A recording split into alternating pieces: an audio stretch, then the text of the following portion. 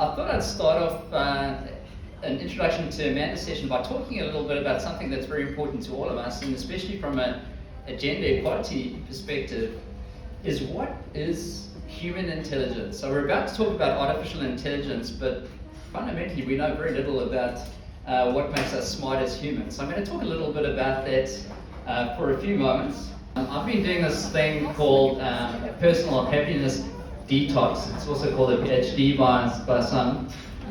And this is involved looking at 165 biographies of serially creative women. And this is choreographers, dancers, musicians, artists. Doing that, I thought I'd introduce you to something that you brought with you today, hopefully to this breakfast, which is the human brain. And what you may not know about this is that you have about 86 billion neurons. So these are brain cells in your brain. They're each able to make several thousand connections with one another. So in total, you've got something like 100 trillion synapses connecting that all up. If you want to get really geeky about this, that's 100 petaflops, which is about the same size as a supercomputer. And I'm talking the biggest supercomputers in the world. So if you want a tool or a mechanism for accelerating gender equality, this is it, right? So you're all fundamentally geniuses or have the capacity to be. So none of us are at a disadvantage in that regard. And I'm hoping today that I'll convince you that you can tap into some of these forms of human intelligence beyond today's session. What makes human intelligence a little different to supercomputers is that we have these nested intelligences. The best analogy I could come up with was a Russian nesting doll, which is on screen, but I thought that you'd go away from this morning and say, Paul spoke about dolls, so I thought I'd find something a little more intriguing. If you could just move us forward, Jen, 2 clicks, I think.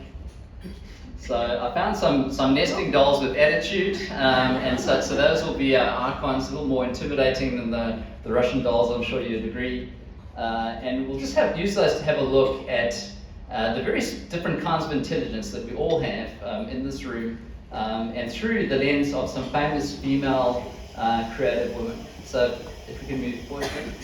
So the first form of intelligence uses a very tiny part of our intelligence, which is our actual conscious working memory, which is what you're using to listen right now. If you have your mobile phone out on the table, your intelligence is reduced. In fact, if anyone has their mobile phone out on the table at all, your intelligence is reduced because you're wondering where your mobile phone is right now. So with the very limited working memory that we have, which is about 7 things plus or minus 2, we're told, the one thing we can do is frame really great questions. And so the first form of intelligence that is available to us is this idea of framing. And someone who's really great at this is Oprah Winfrey. If you've ever seen an interview, one of the things that she does really well is she asks, what do we really know to be true? And so that's the essence of this framing. It's about questioning the question and finding really great questions to dig into as human beings. The working memory, though, is just the very surface. It's kind of the tip of the iceberg of human intelligence, and there's a whole subconscious process that sits underneath that. And the way that we've tapped into this historically is kind of intriguing, because we've been trying to tap into the subconscious, which is a much bigger part of human intelligence. And there's a couple of different ways of doing this. There's the, move forward, Jen. There's the male way. So there's this is Salvador Dali and Thomas Edison. What's interesting about their method was that they would actually fall asleep holding a metal object like ball bearings or a spoon. And when they fell asleep, it would make a clattering sound. They'd jump up, and Salvador Dali would go and depict whatever surreal art he had just seen in his mind's eye. And Edison would run off and write up his next patent, of which he ultimately produced. But this is kind of hard work, right? And there's even a modern version of this on the next slide. So men have dreamed up this device which you can attach to your finger. What it does is it gets a computer to wake you up every time you fall asleep and ask you what you were thinking about. So if you can think of anything more annoying than that, just let me know. But that's how men have done it. And then if we That's move what forward, women are for. if we move forward, Virginia Woolf would go for a walk. Isn't that much more civilized, right? Just get out into the London Downs, enjoy the scenery, and just let your mind wander. And we know from research now that this is a really effective way of getting. Once you've got a good question, this is a great way of engaging your subconscious in that problem solving. The other thing which is really effective when you're wanting to be creative is analogous thinking. So, and the famous psychologist that I've got quoted on screen, I would say that all human intelligence is detecting of an analogy. So it's detecting a metaphor, an analogy, which means basically just connecting the dots, putting two things together that weren't formally connected in your mind. If it's a really strong connection, it's an aha or a eureka moment. If it's not as strong, then maybe you just learned something which is still good. But this is a form of intelligence, our ability to connect up things that weren't formally connected in any obvious way. The person that I think really epitomizes this is Ada Lovelace. So Ada was asked to, first of all, language interpret and then offer some commentary on basically a mechanical calculator that was developed by Thomas Babbage.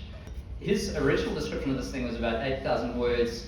Ada, writing in the margins, produced 20,000 words describing what this thing was capable of, because she realized immediately that it wasn't just an adding device, because if a machine could be taught to use and work with symbols, being numbers, it could also work with music, it could also work with words, and anything basically symbolic. So Ada ended up writing the very first computer algorithm, and which forms the basis of all computer coding today. But what's interesting is she did it about 100 years before we had a computer. So she was able to make this leap in imagination and go, we could actually instruct machines to do anything if we had the language for it.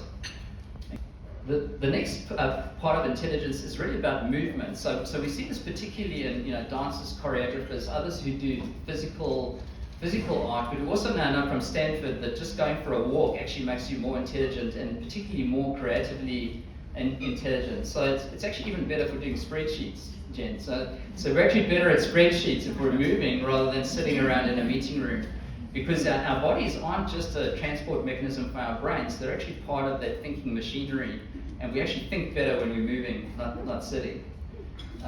So another form of intelligence that's nested in that part of being human. And we've got Agnes DeMille now on screen, very famous choreographer who developed the Oklahoma and then multiple other dance shows.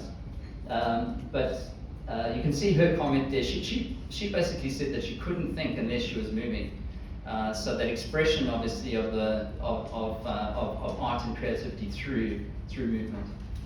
And the second to final one is going to be articulated for us by, on the next slide, Jen, emotional intelligence through the eyes of Maya Angelou, the famous American author.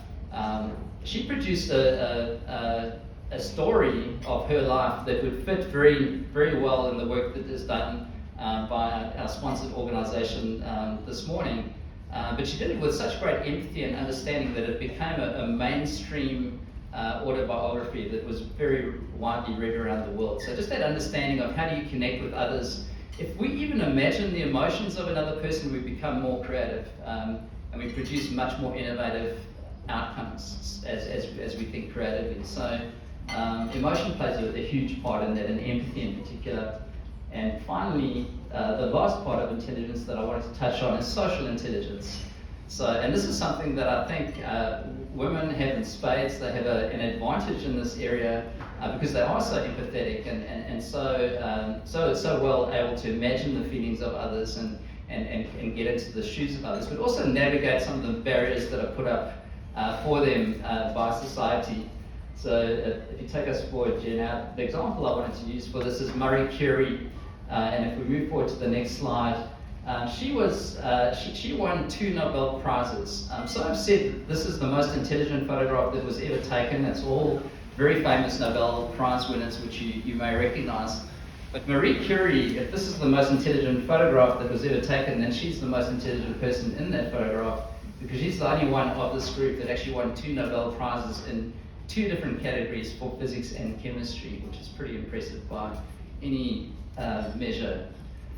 So that's it for this morning. I wanted to just give you that introduction to human intelligence, and so that we can use that as our platform and our basis for interacting with AI.